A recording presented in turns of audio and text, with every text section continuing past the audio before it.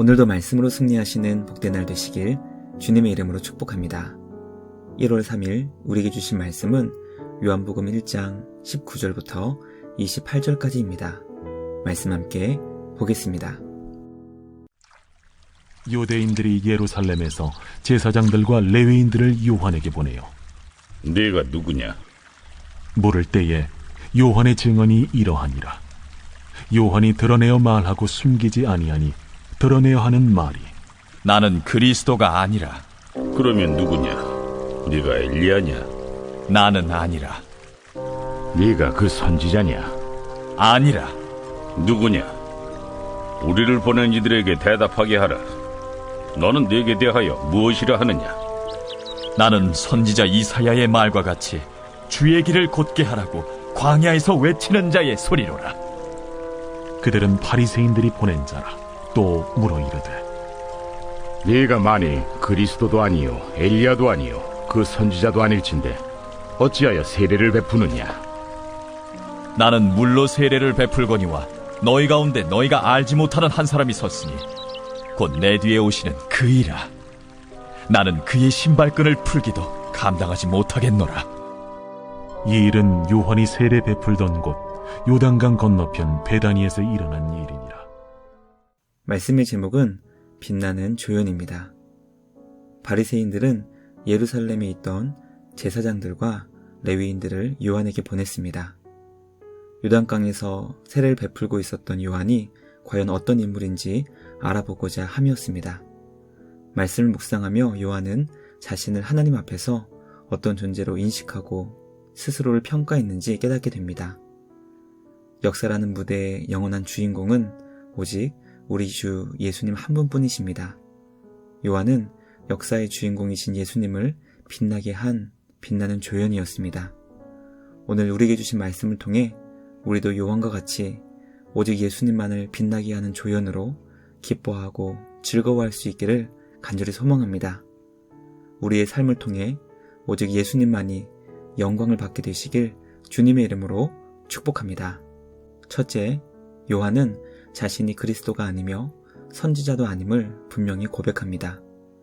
요단강에서 세례를 베푸는 요한에 대한 소문이 이스라엘 전체로 퍼져갔습니다.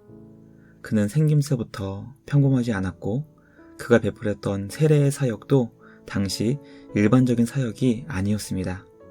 그렇기 때문에 사람들 사이에서는 요한을 이 땅에 오신 그리스도가 아닐까 하는 추측이 생겨나게 되었습니다. 그래서 바리새인들은 예루살렘에 있던 제사장들과 레위인들을 요한에게 보냈습니다. 그들은 요한에게 자신의 정체가 과연 무엇인지 물었습니다. 요한은 그들에게 숨기지 않고 분명하게 자신의 정체성을 대답했습니다. 자신은 그리스도가 아니고 엘리야도 아니며 구약에서 보내주시기로 약속한 선지자가 아니라고 고백한 것입니다. 당시 요한은 사람들에게 엄청난 인기를 받고 있었기 때문에 온 이스라엘은 그를 주목하고 있었습니다.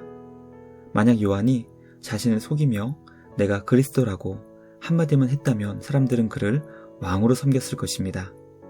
그러나 요한은 수많은 사람들에게 엄청난 권력을 얻을 수 있는 절호의 기회가 왔을 때 자신은 그리스도가 아니며 선지자도 아니고 아무것도 아니라며 자신을 부인했습니다. 말씀을 묵상하며 그리스도인은 예수님처럼 자기를 부인하며 낮은 곳을 향해 가야 한다는 것을 깨닫게 됩니다. 오직 하나님 한 분만이 높임을 받으시도록 낮아짐을 기뻐하며 낮은 그곳을 향해 나아갈 수 있는 우리 모두가 되길 주님의 이름으로 축복합니다. 둘째, 요한은 하나님께서 자신에게 맡겨주신 사명이 무엇인지 분명히 알았습니다. 하나님께서 나에게 주신 사명이 무엇인지 분명하게 아는 성도는 삶을 낭비하지 않고 주님이 맡겨주신 직분을 흔들림 없이 감당하는 것을 보게 됩니다. 요한은 자신에게 주신 사명이 무엇인지 분명히 알았습니다. 하나님께서 그에게 주신 직분은 주님이 이 땅에 오실 그 구원의 길을 곧게 하라고 광야에서 외치는 소리였습니다. 소리의 특징은 사라지는 것입니다. 그리고 그 내용만 남는 것입니다. 요한은 자신에게 맡겨주신 직분이 예수님께서 구원을 베푸시기 위해 오실 때 굽어진 길들을 걷게 하는 것임을 알았습니다. 그래서 그 일을 감당하기 위해 회개의 세례를 베풀며 회개를 외치는 소리의 사역을 흔들림 없이 감당했습니다.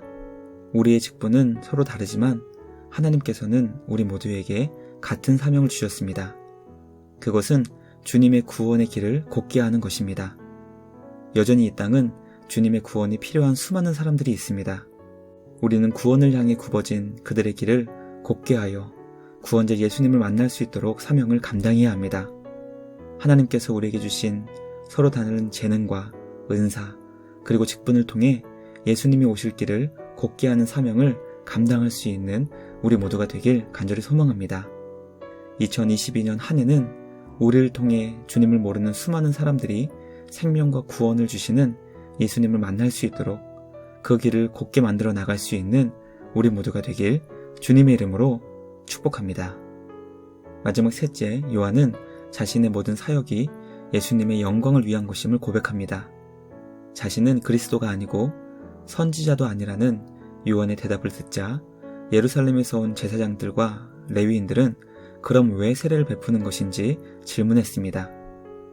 요한은 자신의 세례는 사람들이 회개하기 위해 베푸는 물세례일 뿐이며 너희가 알지 못하는 한 사람이 내 뒤에 오실 텐데 나는 그의 신발끈을 풀기도 감당하지 못할 뿐이라고 고백합니다. 그러므로 요한은 자신의 모든 사역이 예수님을 위한 것이며 자신은 예수님 앞에서 정말 아무것도 아닌 존재라고 고백합니다.